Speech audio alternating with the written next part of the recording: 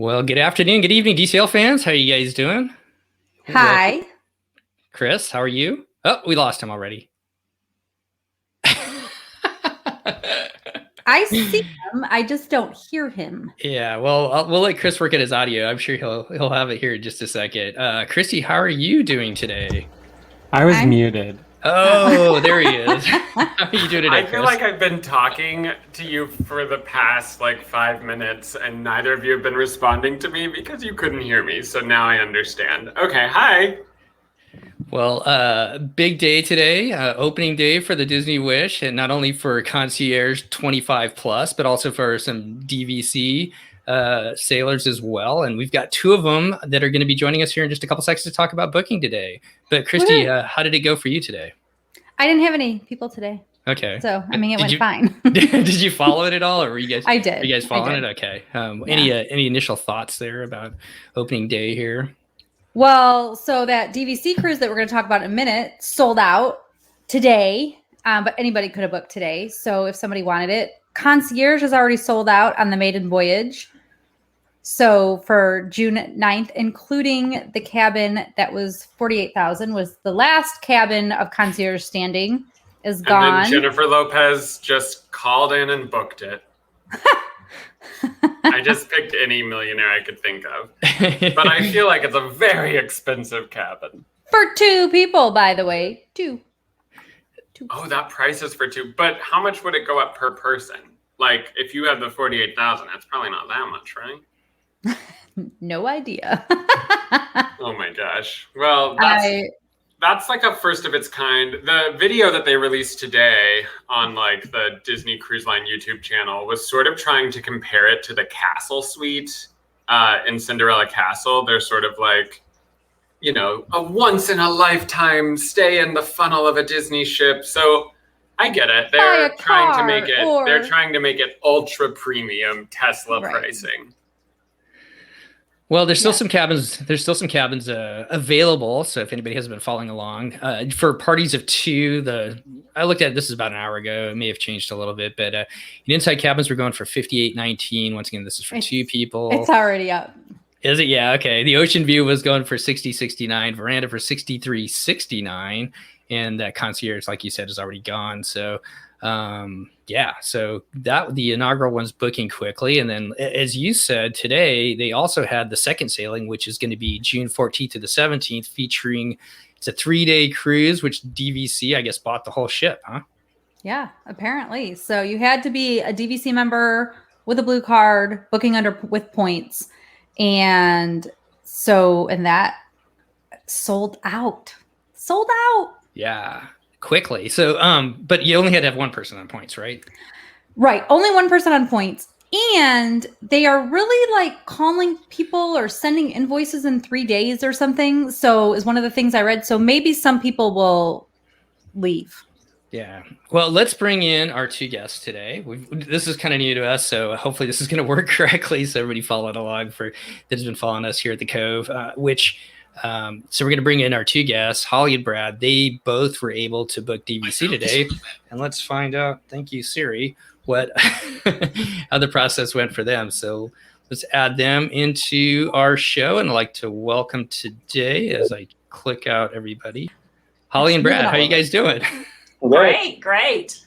Well, thanks for joining us. And congratulations to both of you for being able to book the second sailing on the Disney Wish today. Woo-hoo. Yeah.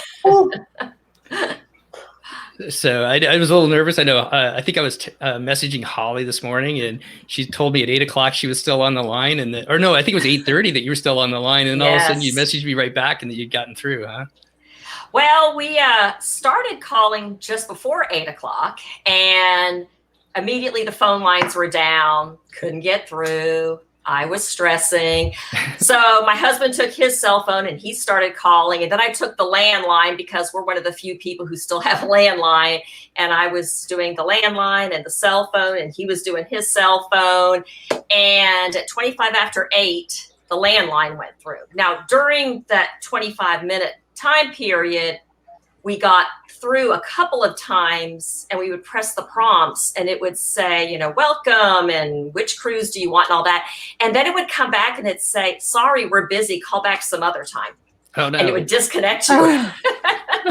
So that was pretty bad. But at 8:25, we got through on the landline, and about 10 after 9, they picked up, and finally, and we were able to get what we wanted. I actually think we got a pretty good stateroom. So cool. Well, hold that for just a second, Brad. How did it go for you? So me and my mom met at our business, and my mom was calling from the landline, so the landline and I was trying from the cell phone, and we started actually a couple minutes before 8. I tried a couple minutes earlier to see if it would actually work, and it was saying they were closed till 9 actually, and I'm like, no, it says 8 online. And then about 7:58 we called, and it's ringing busy. I'm like, okay, maybe they're switching over to lines, no big deal. And then at 8 it's still ringing busy, and I'm like, oh no, Disney shouldn't ring busy. I'm on hold for 4 hours, but don't ring busy. But 8:02, 8:03, my mom got in on the landline, no problem. And then it told her a 78-minute wait, but we ended up waiting like 40 minutes. So the moral of the story is everybody needs to go and get a landline. Yeah. If they want to book. It's sort of like the controversy on Rise of the Resistance, whether you use Disney's Wi-Fi or your own cell phone plan, right? Yes. So let's talk for a second. Why did you guys, and we can start with you, Holly, but why did you want to book this DVC cruise specifically? Okay, well, we had extra points this year because of trips that got canceled last year. And, you know, because I'm retired, but my husband's not, you can only go on so many vacations in a year when you have a job. So we just kind of looked at it, and we knew we had to pay points for the first person. And early when the points came out, somebody posted where they had gone on the DVC site, and it actually showed the cash price, and they did a screenshot, but then DVC pulled it down really fast. So if those prices were correct, I knew what the cash price was going to be, and I didn't think it was all that bad. So it was just the whole getting ready to be on one of the very first sailings. I mean, I know the points were insane for a 3-night cruise, but kind of a once in a lifetime thing. And it's just going to be my husband and I. Usually we do multi-generational cruises where we bring our kids and our grandkids and everything. But this was just going to be the two of us, so it wasn't quite as painful. So it makes sense in one small way to me, which is the whole point of this first time on the Wish is not going to be to get off to literally see anything. It really is to experience all that it has to offer. And a 3-night cruise does let you eat in each of the restaurants one night. Yep. My personal preference would be a 4-night, so I could also eat at Palo Steakhouse. Mm-hmm. Or maybe if I was feeling adventurous, what's it called? Enchanté.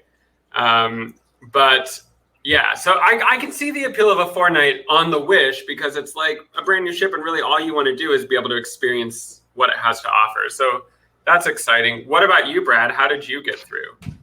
So actually, my parents are the DVC owners, but me and my wife love cruising. I've loved cruising. I got my wife into it, and actually, my mom has never been on a cruise, and we're supposed to go on our first Disney cruise, her first cruise ever, in December on the Dream. And I think we just had extra points, and it was kind of getting on the new ship, and it was just the excitement of everything just kind of got us wanting to get on. And then personally, I feel like a lot of y'all, 3 nights I've always kind of shied away from. I've been more 4 and 5 and a 7, but 3 I'm like, it seems kind of rushed. But we also own a local ice cream shop, and being off more than 3 days in the middle of summer is kind of tough. So it was like, and being there in the middle of the week also worked in our favor because the weekends are busier times. So my dad was kind of pushing us. He's like, y'all should go. He's like, well, you're going to let us off work. See ya. Wait, no, I gotta ask, how does the ice cream compare on the Disney ship compared to what's your thoughts on it? I haven't been on a Disney ship yet. Oh, this is the first time. Okay, sorry. Yeah, we'll have to wow. I did Carnival, Royal Caribbean, and Norwegian, but I haven't did Disney yet.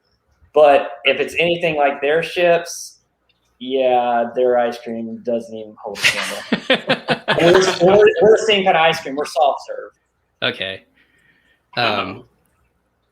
So just looking at the points, actually, and I'm not going to go through the point chart, but I pulled up the 4-night 2018 Disney Dream DVC member cruise, which I know this isn't a DVC member cruise, but the points were significantly higher for that 2018 sailing than they were for this one. So did you look at that at all, Holly?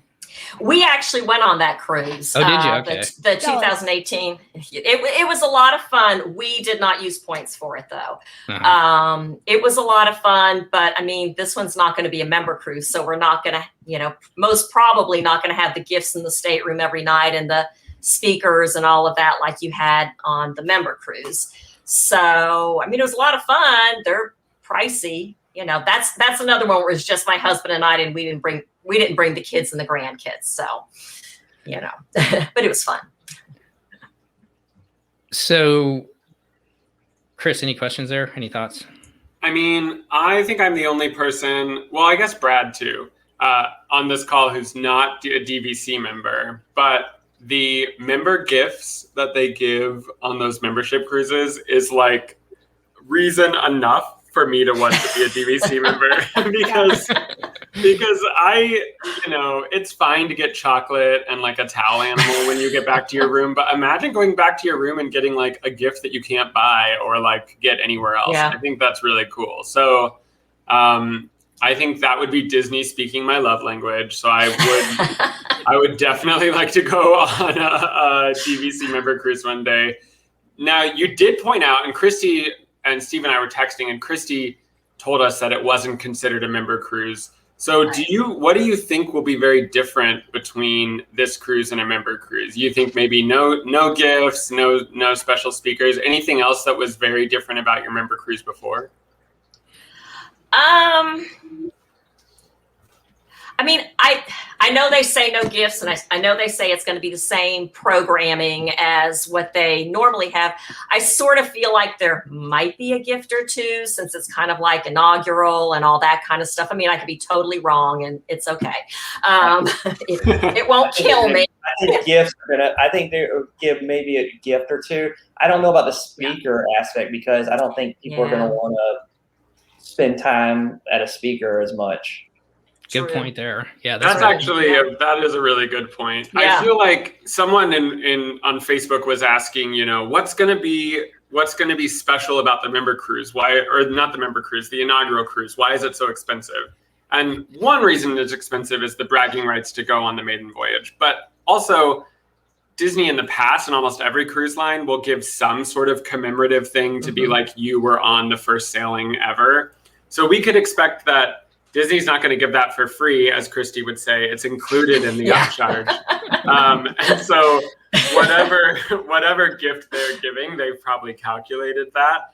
But for those of you who don't get to go on the DVC cruise or the very first sailing, they will 100% have inaugural season merchandise that you can only get on the ship. So you'll have something that says that you were in that first summer sailing on the Wish. Right. So we had a question right before we started too. So when you guys booked this one, I think I heard something like they took your information and then they're supposed to call you back. Is that how it worked? And I'm not sure, Brad, you can talk about it, or Holly, either one of you. They're supposed to call you within the next 72 hours, I guess, to get where you want your points if you have multiple contracts taken off of, and then you got to pay in full. Mm-hmm. Okay. Which I heard, what did you actually accomplish? Like what was accomplished on this call? Just the reserving. What dining we wanted. Okay, so it's basically like you booked without paying because they need time to get that all organized. Well, the scary part is you go and you choose your stateroom, okay? And the lady that I had on the phone was wonderful, except I don't really know that she knew that. I think she was more DVC than Disney Cruise. So I would say stuff I would say on the starboard side of the ship, and she'd be like naming things on the port side and stuff. So, I mean, she was really great. And we finally decided on a stateroom. But then before she hangs up, she gives me this reference number. And then she says, now, just to let you know, this is your stateroom number. However, when they call you back, you might not get that stateroom. You might get another one. Oh, because it's not guaranteed. And that kind of, we were guaranteed in the category, but the room could possibly change. And I don't know if they changed how the configurations or something could change, or. Yeah, that was a little disappointing. So, well, let's just talk about it. Which stateroom were you guys looking for, and were you able to get what you wanted to book? And let's just jump with you first, Brad, I guess. Well, reading it online, we thought that because it tells you to have 3 options. So we thought you were going to have to give them your 3 options. And then when they called back, they would tell you, okay, this is available. And that's not how it worked. So we were trying to go a little higher points, thinking, okay, people may not book the higher points. So we were going to go for the concierge, the family Ocean View, but they were sold out by the time we got in, which I don't think there's many of them. And so we ended up going with 4A category, the family Ocean View with veranda. So the concierge Ocean View, that means it doesn't have a veranda. Are those the ones that are above the bridge in the forward of the ship? I'm not sure. Chrissy, Chrissy's like, they are.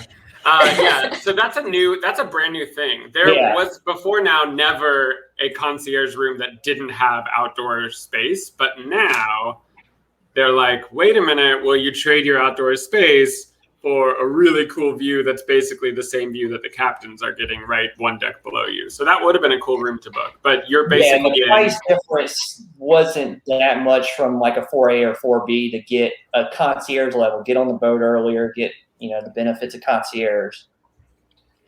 Right. How about you, Holly? What did you guys end up booking?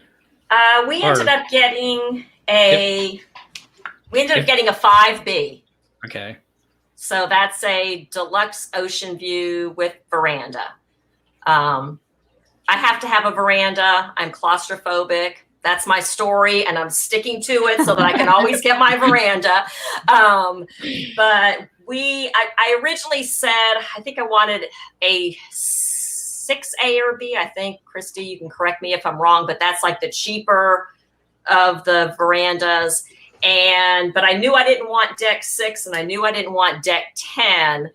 And she told me that 6A and B were already sold out. So then we went to the 5s and I said, okay, just give me midship on any floor, any, deck that's not 6 or 10. And so I got a 5B. So pretty happy with it. I think it's a really good location. I mean, if I end up getting that particular stateroom, it actually looks like it's got a little bit of an extended veranda, not much, because it's on that curve on the side that stick out on the sides. So if I get it, it looks like it'll be pretty good. That's ours is on the curve too, and so it looks a little bigger, but I made the mistake because we had 4A as decks 11 and 10, and I was thinking, okay, I didn't look at the map. I made the mistake. I thought, okay, if 11 and 10 are the floors, probably 12 is where the pool is. So I said, give me deck 10. So you actually did better, because it's better to be not just below the. The pool's on 11 on this. Oh, so you are the deck below it. Yeah. Well, some people don't notice, though. Some people honestly say they don't notice. So you may be one of those people. Yeah. So we went on the Norwegian Getaway, which is made by Marverft as well, and we had one of those verandas like you guys have with the curve on it, and ours faced forward, and we loved it because you go out on it, you're kind of looking forward. And it still had plenty of room to look back, so you got a good view of the. If I'm understanding right, as far as like the ones you guys had with a little bit of the curve. Yeah.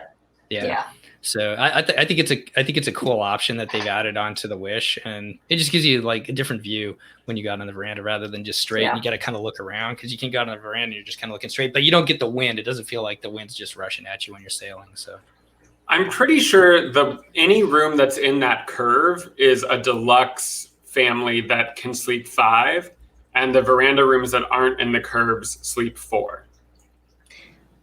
Is that right? Yeah, I think so, because ours is not the family, but it's on the very end of the curve.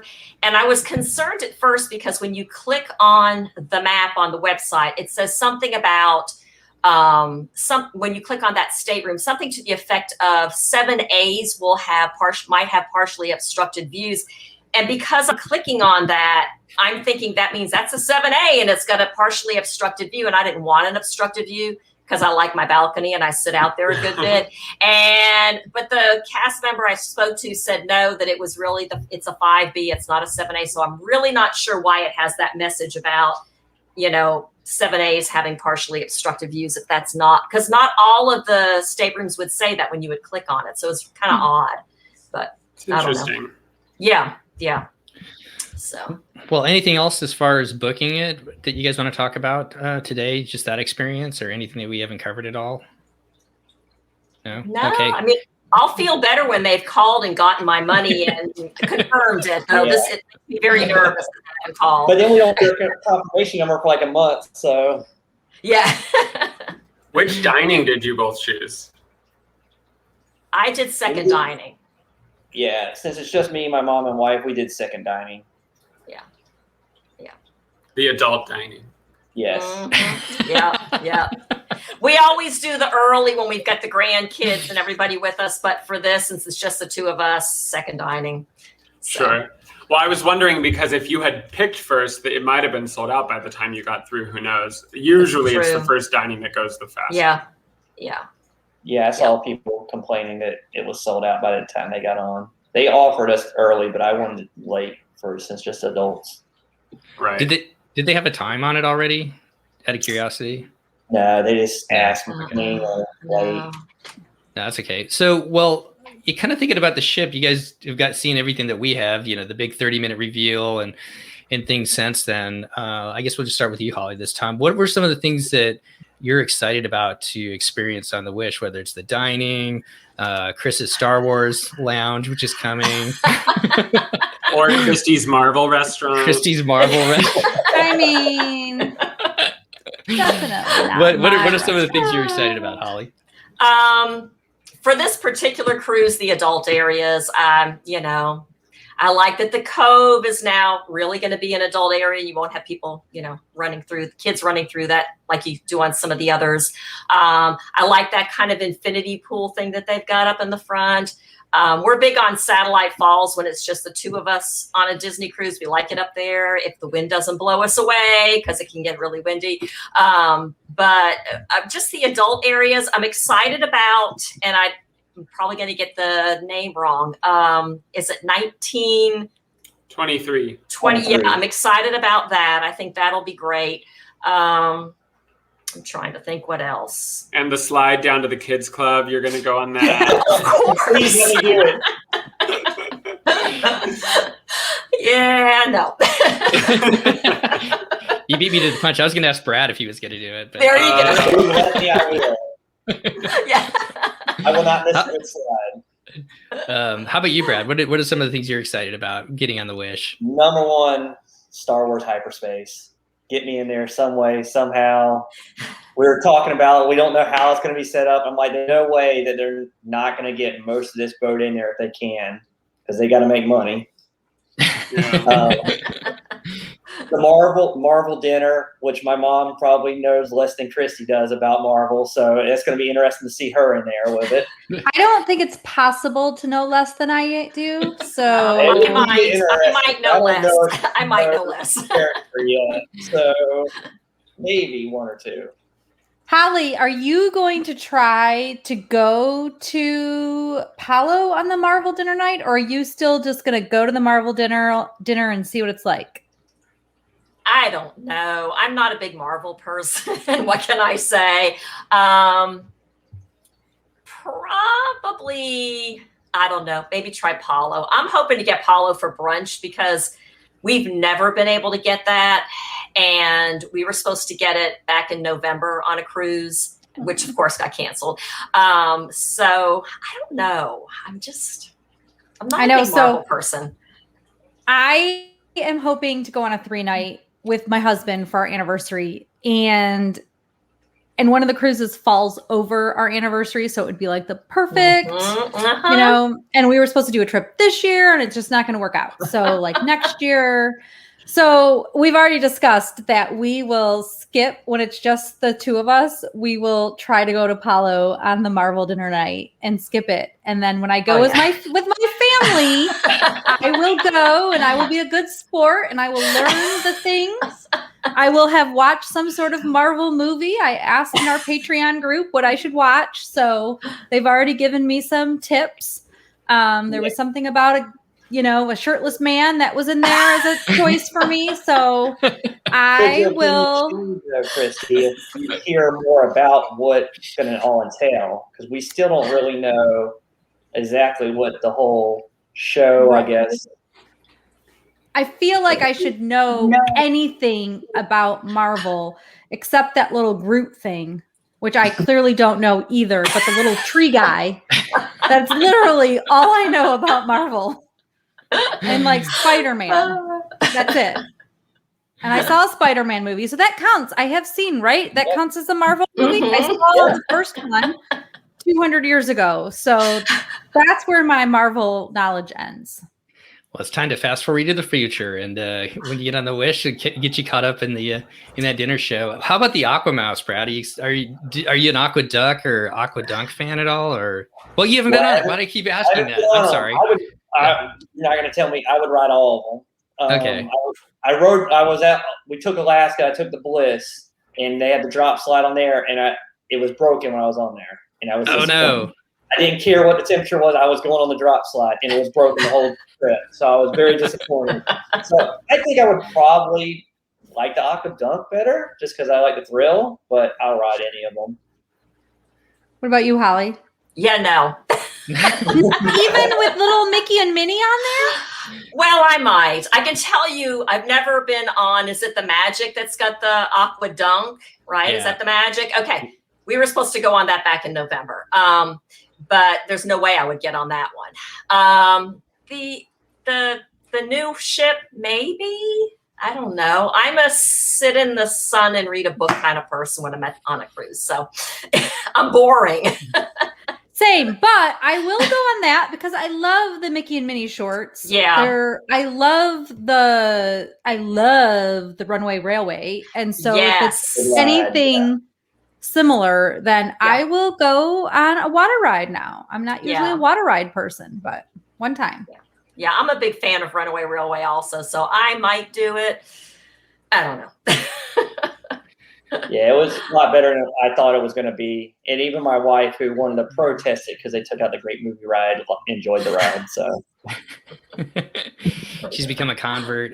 Well, anything else about the ship, guys, that you're excited about that they've released so far? I know there's still a lot to come between now and when you guys sail, as far as some of the experiences that are going to be on there. They really haven't talked about the adult areas at all, have they, Holly?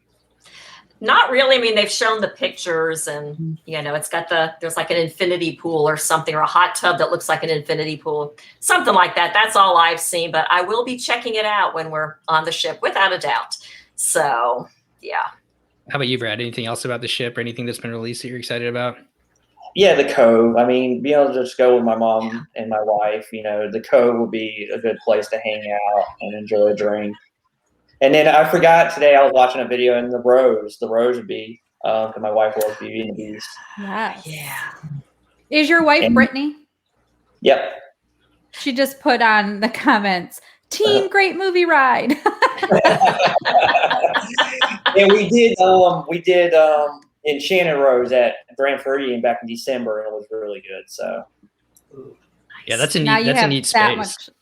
Less money in your pocket though. It's an expensive place. I mean, it is very pretty. It was very expensive, but we hadn't been out the Disney's. That was almost a year because we had COVID, and then we had a daughter, and then so it was like, no, I don't care. The Chris, the Enchanted Rose at the Grand Floridian, where they took out Meisner's or whatever it was called. Right. I mean, I don't know the Grand Floridian well, but I have obviously read up on this particular place. I feel like the Beauty and the Beast theming in restaurants has been a real hit for Disney, because the Beauty and the Beast restaurant in Magic Kingdom I ate there, and it was nice.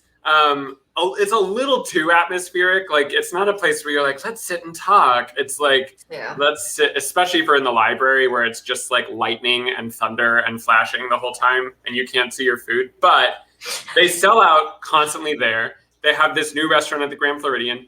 They changed Pinocchio's at Disneyland to be the Red Rose Tavern as a temporary thing for the Emma Watson Beauty and the Beast. And then there was a line out the door constantly, so they permanently changed it to be the Red Rose Tavern because they were selling so much more food there. So I feel like Disney's like taking note, and they're like, I think we need to do more Beauty and the Beast restaurants. So I get why they did it, but I'm still holding out for like Coco, Moana, some of these other things. So this Grand Floridian, really quick, a fun fact, you guys. So we do some mobile ordering sometimes where we'll get dinner from the resorts and bring it back. And I was trying to figure out what we would eat, what the adults would eat, and what my son would eat. And so at the two restaurants, I was just looking at the mac and cheese. He eats like regular food, but sometimes he likes mac and cheese. The mac and cheese at the Grand Floridian is $1.50 more than the mac and cheese for the kids meal at the Polynesian. Same mac and cheese, same little cup of mac and cheese, same one side dish, same little beverage that you can have with it, $1.50 more. Everything is the same except for the price. That's weird. They know their clientele. They know their clientele, that's for sure. Exactly. If you want to save $1.50, go next door and get your mac and cheese. Well, I guess I would totally go next door, by the way, and get the mac and cheese because I'm weird like that. I know that you would, but when you say next door, you mean a quarter of the way around the lagoon. I mean, it's next door. Yeah. You know what else is next door? It's not that bad of a walk, but for $1.50. I think it is not worth $1.50, but we're different. Well, but if you're gonna eat quick service and you have a choice, like I do, like where am I gonna order my quick service? And if he's going to eat it, that makes sense. Then we'll just get it. Can you just from drive the up for free? I mean, they don't ever charge you to park. So I have during spring break, I was turned away and like almost cried because I literally almost cried because I was so desperate for dinner that night and we were getting Kona and I was like $78 worth of dinner. I did not want to go home and figure out what we were going to cook. And they eventually let me in, but they were like keeping people away so that they wouldn't park and go or cancel their order. But I'm like, I'm ordering real food. Look, I said, yes, charge me. Please let me have my food. And, but then like today we actually ordered from the Poly because we didn't feel like cooking. My son just ate something from home, but yeah, they let me in, no problem. I didn't even have to show him today the mobile order. So it just depends on the week. First world problems there. First world problems there, ladies and gentlemen. I tell you what. Hey, listen, if you don't want to cook dinner, it is a problem if they don't let you pick up your dinner. Hey, so this cruise is a 3-day, and it's a day at sea, and it's also a Castaway. I tried to look it up, but is it a day at sea first, then Castaway, or vice versa? Do you guys know? Day at sea and then Castaway. Okay, day at sea, then Castaway. Let's talk about Castaway a little bit. I know. Okay, so Brad, you haven't been there, but Holly, what's your normal day at Castaway look like? Depends on the cruise. If it's just my husband and I, we will go to Serenity Bay and just hang out down there, just the two of us. If the grandkids are all with us, it's a totally different thing. It's a lot of fun, but we get off the ship early, find enough chairs for those that are going to sit, and everybody does their thing. Sometimes we'll take the littler ones and send them over to the kids club and let them, the kids club that's there on Castaway, and let them, hang out and play a little bit, or they'll go play, we'll take them to the little splash pad area and, get a few frosty beverages and, Brad, have you been to the private islands of some of the other cruise lines? And if so, what do you like to do on an island, I guess? What's your kind of day like? So I've been just on Carnival. Yeah, Royal Caribbean one got canceled. Well, this will be different on a Disney. So like we're going to December, and I'll have my daughter, so we'll probably just hang out at the family beach area, just do that. And I'll run the Castaway Cay 5K on that one. But when we go for this trip, we'll probably go to Serenity Bay, hang out in the adult area, and have more frosty beverages in December. I still have not made it over to Serenity Bay. Chris, any tips for Brad for the 5K? Oh, I still think it's wild that you've never been to Serenity Bay, but I'll move on. I've never been to Serenity Bay either. All right. 10 cruises. Leave it to the dual income, no kids family over here. You too, one day will have your time to not be able to go to Serenity Bay. I know. I've soaked it up. I mean, last time we were at Serenity Bay, there was a shark in the water and they had to make everyone go in. But that's why we're taking advantage of my daughter doesn't go on the Wish trip, so we can go to Serenity Bay. Yeah. I mean, Serenity Bay is nice because it's like quiet and you literally can't even see the Disney ship. So it's like you literally feel like you're just on a deserted island and you're looking out as far as the ocean can stretch. So that's a cool part of the island, but it's not where the kids have fun. The 5K, they've gotten way better at it, actually. It used to be like a whole production and kind of like a burden to do because it was like, you have to meet here at 4 a.m. and you have to, it's just like, okay, can y'all calm down?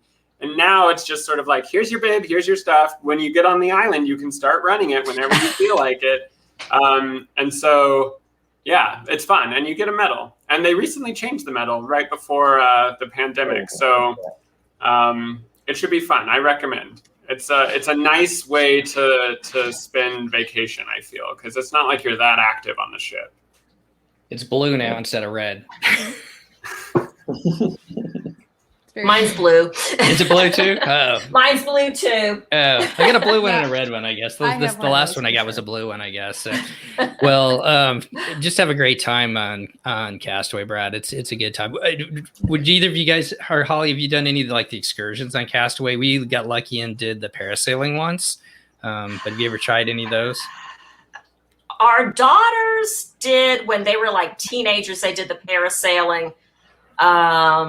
It seems like every time we go, the parasailing gets canceled because of winds. I'm trying to think if we've ever done, the Stingrays. Oh, yeah. My oldest grandson did that on our last cruise together, and he and my daughter did it, and he really liked it. She says it was a little creepy, but she, did it with him and they enjoyed it. I'm trying to think if we've really done it. I don't think we've done any excursions on Castaway.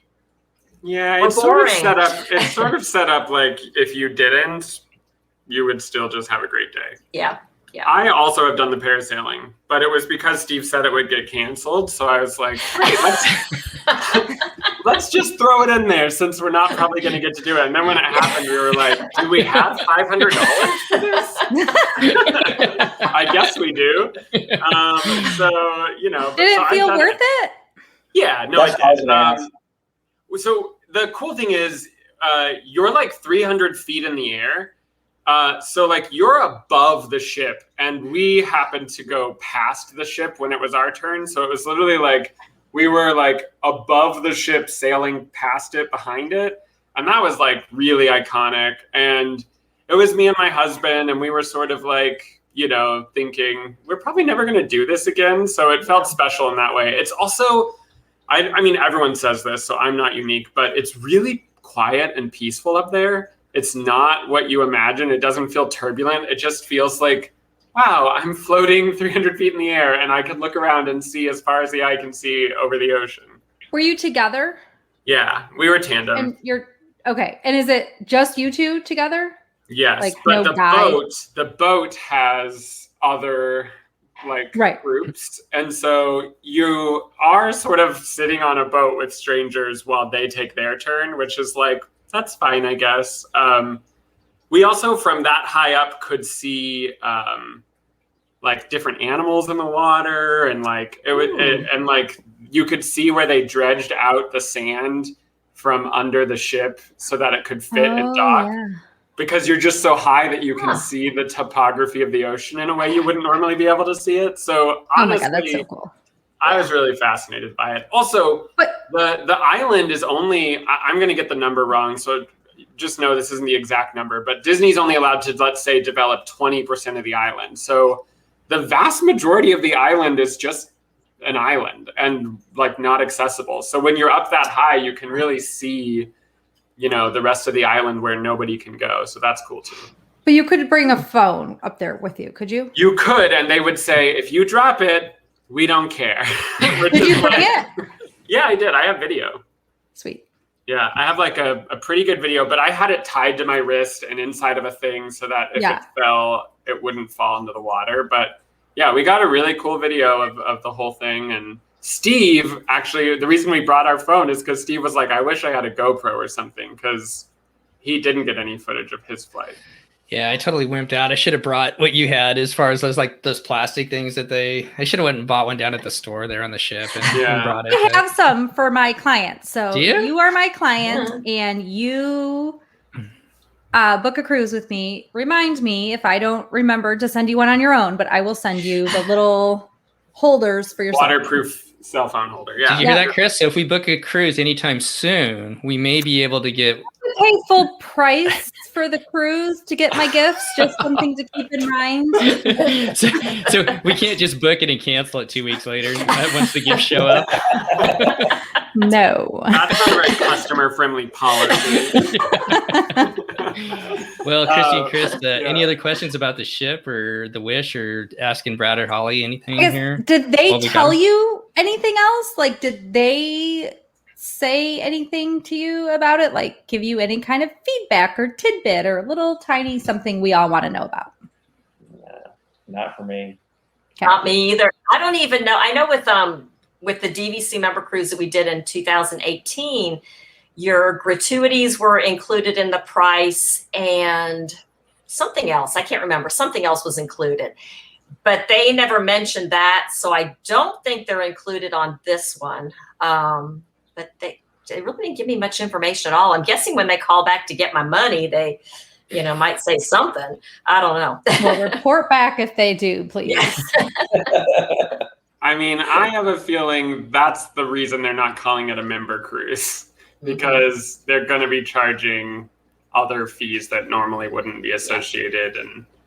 But I mean, honestly, it's amazing that they're even doing this. I feel. I mean, I feel like to get 3 days on the ship is Disney proving that they care a lot about looking like an added value to DVC members. And they're not slowing down. The pandemic did not slow down the fact that they still are moving forward with the Disneyland Tower. They're still probably going to continue building a new DVC resort at Disney World until the entire property is just DVC resorts. So, I'm okay with that. The question becomes, do they do like something like this for the Star Wars hotel? That would be amazing. Maybe you should write into them and put that in their brains. Depending on the value, I would love to do it. I had to talk my mom into it, but where do you guys own? Where's your guys' resorts? Or I know it's your parents, Brad, but where are your home resorts at? Copper Creek and Riviera. Okay. Also, recent DVC converts. 18, I think they bought their first one in 2018. Yeah, that's when Copper Creek went on sale. Yeah. What about you, Holly? We bought in 1998, showing my age here. So recent DVC converts. 1998, yeah. And our points, the original points are at Hilton Head, and then we've added on a couple times with Old Key West, because my husband loves Old Key West. So. Right. Old Key West has like legendary rooms because they're so big. Yeah. Yeah. A cult following too. They started it. Do you guys have a favorite place to stay? Have you been able to stay at the majority of them, or do you have a favorite resort there, Holly? Sounds like your husband's is Old Key West, but my husband's is Old Key West. I like Copper Creek and Boulder Ridge and the Polynesian. I kind of like them all. I used to love the Polynesian, but we went there back in February and it was kind of a less than magical trip. And it's not due to COVID because we'd already been there once before during, once they opened up after COVID, it just, I don't know, it didn't feel right. But was it before the remodel? Yeah. Is it because the lobby's gone? That's a lot of it. And I don't know. It just wasn't the best trip, but that's okay. I'll stay there again. I have no problem trying it out again. But I mean, I kind of like them all. I'm not really picky, but I do like the ones that are at the Wilderness Lodge, and I do like the Polynesian, and I do love Old Key West just because those rooms are so big. Have you ever stayed in the overwater bungalows? No, I don't have that kind of points. You don't have 1,000 points a night? That's no. It's on our bucket list. My mom said that if she wants to try all of them. We're staying in the cabins in October for my daughter's first trip, and my mom's 60th. Oh, nice. The Copper Creek cabins are Copper Creek cabins. Those are the best rooms on property. Yeah, the best Copper rooms Creek kind cabins? of anywhere. Yeah, you could take that cabin and throw it anywhere else in the United States and just have yourself a fabulous little stay. Yes. They are like perfectly appointed. They are really great. Yeah, we did stay in the Copper Creek for one night. Okay. We were doing a big family cruise in 2019, and we always like to try to get there the night before. And so we stayed in the Copper Creek cabin. And one little tidbit of advice, Brad, if you stay in the Copper Creek cabin and somebody has to sleep out in the common area on the sleeper sofa, make sure you notice that there's buttons on the walls to make the blinds go up. Because we had no clue, and my daughter and her husband and the kids were in that room, and they complained about how bright it was, and and the kids are playing around that morning as we're getting ready to leave, and they touch this button and all these blinds go up, and it's like, oh gosh, wish we'd known that. Luckily, I'm an Uber planner, so I watch YouTube videos and everything. There you go. So I did see the fun of that. vacations. I may be sleeping out there, so. So Brad, what's one of your what are your family's favorite places that you guys have stayed at?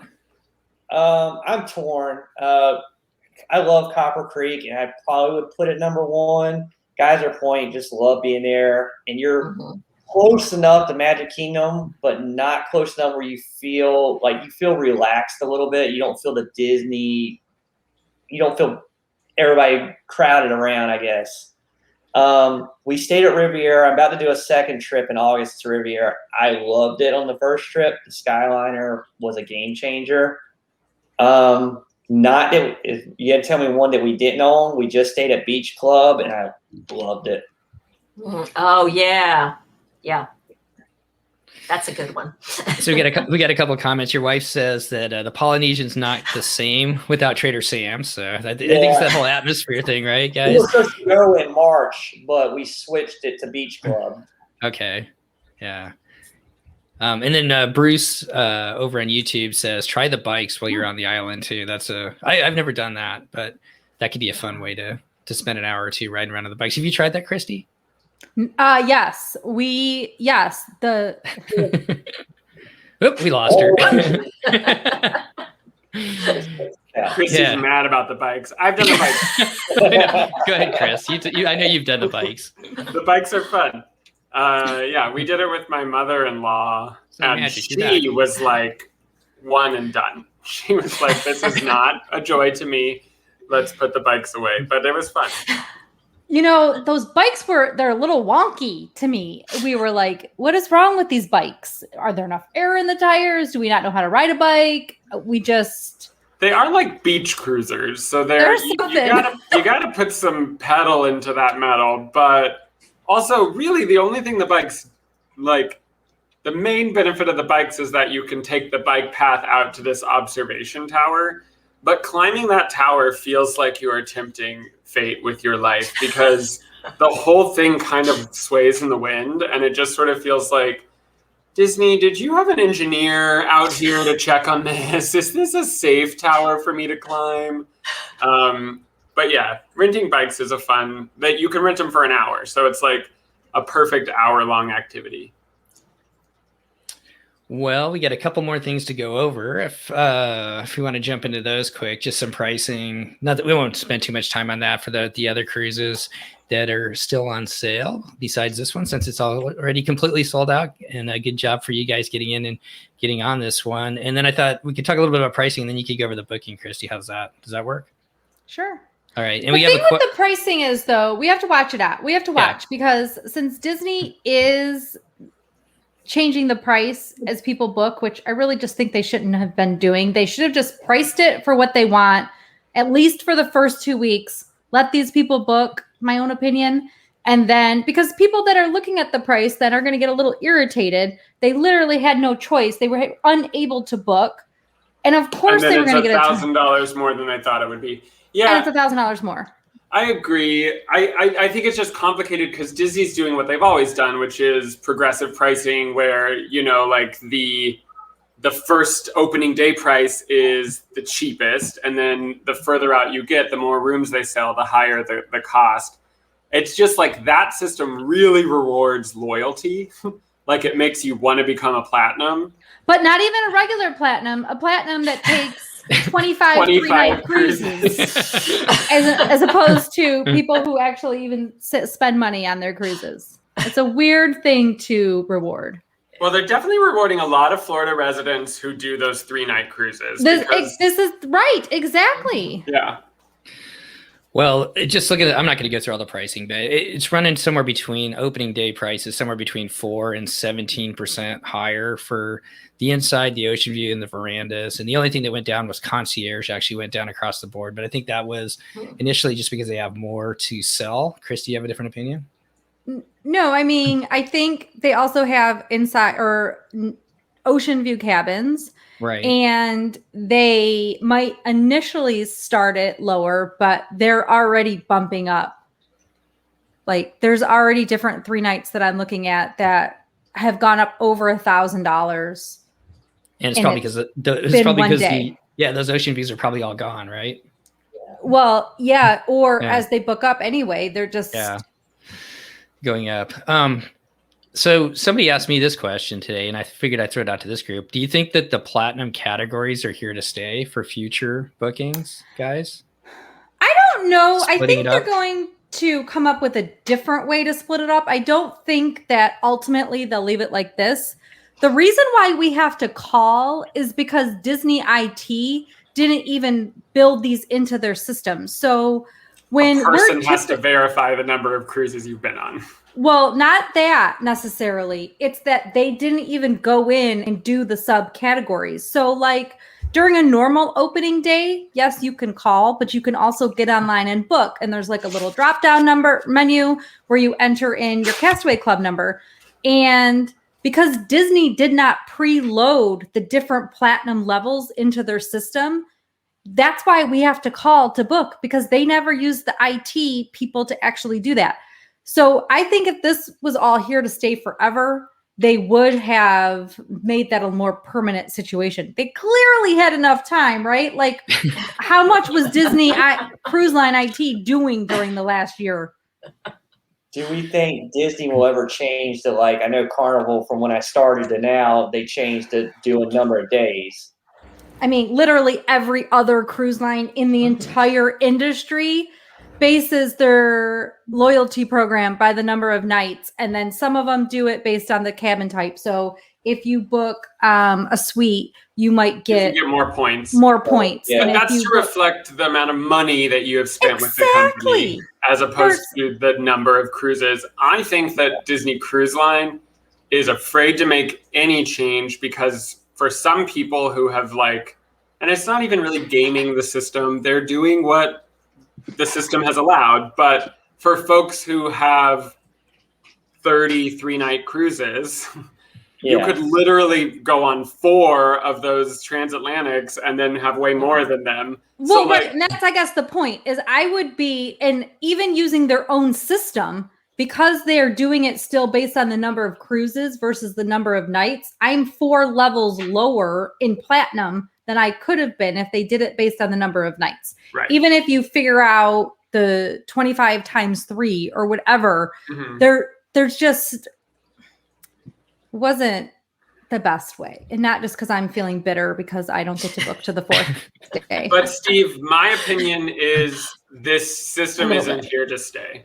My opinion And I don't is think that it's here. a 25 plus platinum is a clunky way to refer to someone, and Disney would want something more polished. So I think that they will have silver, gold, platinum, and then it'll be like diamond, right? And then it'll be like pixie dust, and then it'll be like you know, Atlantean gem or something. Yeah. So I think they'll have to do it that way because it's just not polished this way. It just sounds clunky to be like, I'm a 25 plus platinum. It's like, cool. I think they knew that the demand for the Wish was going to be so high that they just threw something together real quick. We got to do something. Yeah, I think you hit it on the head there, Brad. They kind of threw it together at the last minute to. I mean, I think some people can disagree with me on this, but I think it was fair to allow people that had been on so many cruises to have that first shot. But as to how you dictate who is really in that elite club, Christy, I think you and Brad make some good points as far as the days as well. Well, we're kind of running out of time. It's already an hour's gone by, believe it or not. Wow. Yeah, I know. There was one question. I guess I'll throw it out there from Kate. Any speculation as to when cruising will start? Anybody have any opinions on that? Holly, Brad, do you guys have any ideas? I hope it starts up before November because I've got a cruise booked in November. But So, yeah. I think some are going to start in July. I don't think Disney will. Obviously, Disney extended. I think Disney may start back August, September. July's a little tight, even like the other lines at this point being so far into May, because they need at least 60 days. And have we been to get hearing their crew back and they still, ready. The problem is that other countries aren't able to vaccinate as quickly. And remember that for companies that are requiring that and or people that are going to get vaccinated, it's only been like 4 weeks since anybody could even, in most of the United States locations, could even get vaccinated past those age groups. So most people still aren't even at and except for the older population that was able to get in, or people like Steve that were in the airline industry and stuff like that.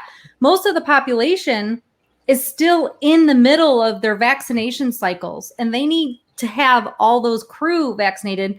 And like Canada, they're like extending out the number of weeks in between the shots to get more people with. So there's a lot of people. There's a lot of, what would be the right words, guys, in other countries, complications with getting these people vaccinated to be able to get them to the ships. Yeah, I have said from maybe like last year that my best guess is 6 months after the vaccine is widely available. And the vaccine has really only been widely available for about a month. So my guess is the fall. I think that, Holly, your cruise has a pretty good chance of going. Because I hope so. Because also, let's not forget that most of Disney's cruise business is out of Florida. And in terms of like... well, then they could go tomorrow. Reopening procedures. Florida is very quick with the policy changes. So everybody can walk around. Everybody should start hugging. Well, you can take that cruise already. Just jump on the boat from Copper Creek and take it over to the Magic Kingdom. There you go. Yeah. You can take the Jungle Cruise. Well, you can take the Jungle Cruise too. All right.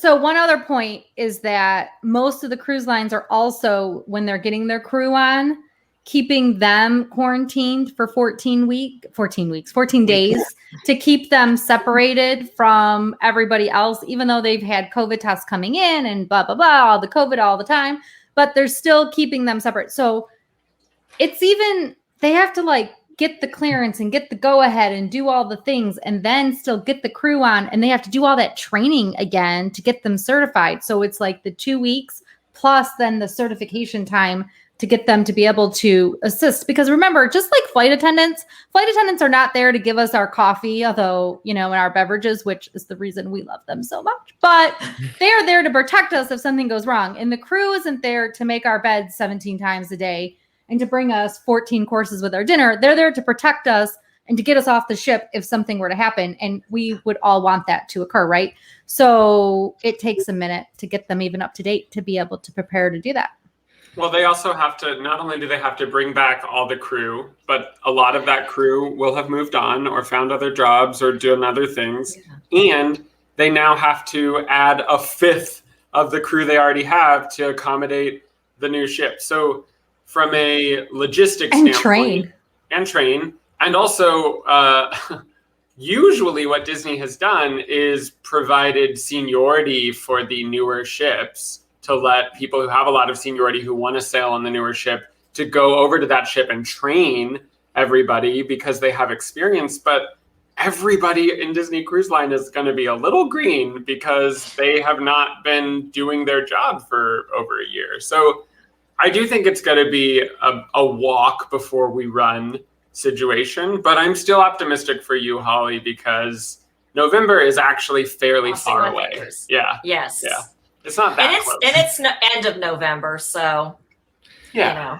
Are you on a Very Merry? Well, obviously it's in November. November. Yeah. Very Merry on the Magic. We've never sailed. It was supposed to be our Grand Slam last year for our 40th wedding anniversary, and it got canceled, which I knew it was going to get canceled because I was able to get Palo Brunch and I was able to get a cabana on Serenity Bay. And when I got that, I said to my husband, it's going to be canceled, and it got canceled. so yeah. We're supposed to be on the Magic in November too, so over Thanksgiving. So if you're on that one, maybe we'll see you on that. I don't know if it's over Thanksgiving. I think it's right after Thanksgiving. Is that the one you're on? We're the one that I think it ends the day after Thanksgiving. So and we'll wave at you as we're getting on the ship. Yeah, we'll hopefully warm up the ship for you or keep the beds warm for you. How's that? So that works. Yeah. All right. Well, as we get out of here tonight, let's some things that we do know are the next up bookings. Christy, you want to talk about that, and then maybe if somebody's looking for a travel agent, how to get a hold of you, and Holly and Brad will give you some final thoughts too, so give you a couple of seconds there to think about what you want to say before we get out of here. But Christy, why don't you go over the bookings? So tomorrow, May 18th, Platinum 20 plus can book starting at 8 a.m. Eastern. Remember, you have to call Disney Cruise Line in order to book. Wednesday is Platinum 15 plus, booking by calling. Thursday, we can finally hit the turn of the century and book online or by calling. And Monday, all of the gold members, gold cruisers. So Steve, you can book on Monday, and then me. Yep. And then Tuesday, which is a new category, Disney Vacation Club. And it says must call member services, but Steve, actually, your travel agent could book you with your Disney Vacation Club member number by calling Disney Cruise Line. So just so you know, you can still call, or your travel agent can still book it for you. And then, or ABD Adventures by Disney Insiders. Again, you can call your travel agent for both of those. And then Wednesday, Silver. So Chris, you get to book. And then finally, Brad, on the 27th, you can book. The general public can book. Let's Golden Oaks. I think Golden Oaks. I'm sorry, Brad. I didn't know. Golden Oaks got to book last month. So don't worry, they're already booked. They're over in Germany picking out their cabins already. So. They're in the two-bedroom funnel. Yeah. So if somebody is looking to use a travel agent, Christy, I know you do an amazing job for everybody that does, but how can they get a hold of you? Reach out to me at Christy@packyourpixiedust.com is my email, or you can even call me. My phone number for my travel agent phone number, and I always have to remind people, it's not a texting number, it's like an actual phone number. It's a landline? So, kind of.